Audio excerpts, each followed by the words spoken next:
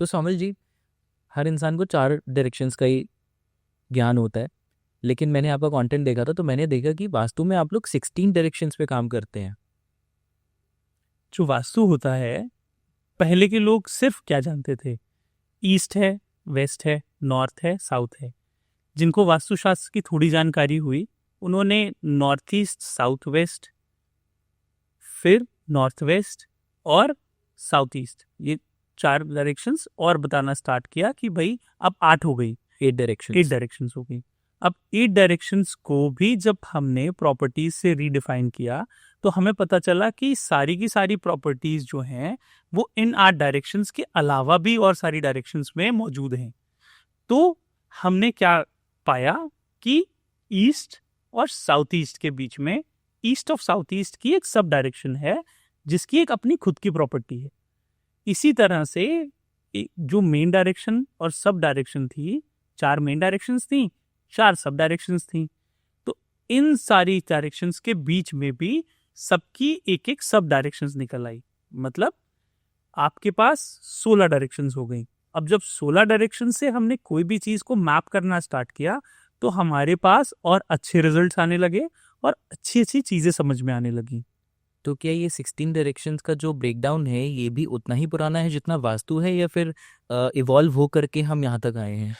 16 directions का जो breakdown है, अगर आप और पुराने में जाओगे तो हमें ये पढ़ाया गया है कि हमारे जो भी एक स्पेस है, जिस स्पेस में हम रहते हैं, उसमें सबसे आउटर पेरिफेरी पे 32 देवताज या एनर्जी फील्ड्स होती हैं और 2 देवता को मिला करके हम एक डायरेक्शन मानते हैं क्योंकि हमने उनको क्लब कर दिया है। अब हम अगर आपसे देवता के फॉर्म पे बात करेंगे तो आपको समझ में थोड़ा सा कम आएगा, लेकिन अगर हम डायरेक्शन के नाम पे बात करेंगे तो आपको समझ में थोड़ा सा ज्यादा आएगा। तो जब भी अगर हम आपसे बात कर रहे हैं कि आपको अगर जुकाम हो गया है तो आप एक एंटी एलर्जिक ले लीजिए, आपको वो चीज ठीक आ जाएगी। तो ये चीज हमारी कन्वर्सेशन आपको समझ में आएगी। लेकिन जब एक डॉक्टर दूसरे डॉक्टर से बात करेगा तो वो इस टर्मिनोलॉजी से बात नहीं करेगा। वो कैसे बात करेगा कि ये सॉल्ट दे दें या ये सॉल्ट दे दें। क्यों? क्योंकि आपको भी उस सॉल्ट का मतलब पता है, मुझे भी उस सॉल्ट का मतलब पता है। लेकिन आज मेरे लिए तो ये एक सॉल्ट है, आपके लिए वो सॉल्ट नहीं है, वो एक एंटी एलर्जिक है, जो एक वाइडर टर्म होता है। तो वाइडर टर्म में हम समझें तो देयर आर 16 डायरेक्शंस। 16 डायरेक्शंस के अंदर हम बात करते हैं देयर आर 32 एंट्रेंसेस, देवता।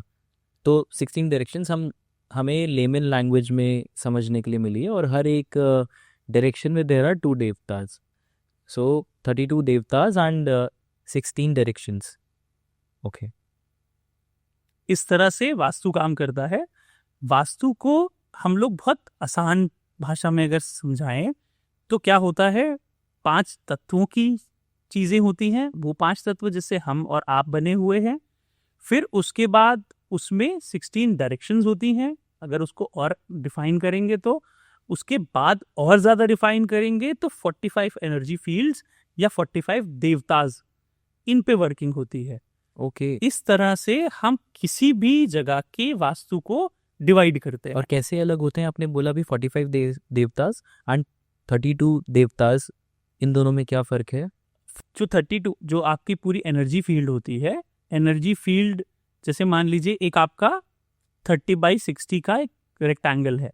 30/60 के रेक्टेंगल में सेंटर में जो है वो ब्रह्मा होंगे और सबसे आउटर पेरिफेरी पे 32 देवताज या 32 एनर्जी फील्ड्स होती हैं। तो 32 + 1 33, ये सेंटर और आउटर पेरिफेरी डिफाइन हो गई। अब इन दोनों के बीच में जो बाकी के बचे हुए 12 देवताज हैं वो डिवाइड होते हैं डिपेंडिंग अपॉन कि किस जगह पर आप खड़े हो। ईस्ट के डायरेक्शन के देवता अलग हैं, वेस्ट के अलग हैं, नॉर्थ के अलग हैं, साउथ के अलग हैं। ये हम हायर लेवल पे जब बात करते हैं, सर्जरी लेवल पर, तब हम उनकी बात करते हैं। अभी अगर ये बात करेंगे तो हमारी कन्वर्सेशन से हमारी ऑडियंस को बहुत ज्यादा भ्रम पैदा हो जाएगा। Okay, got it.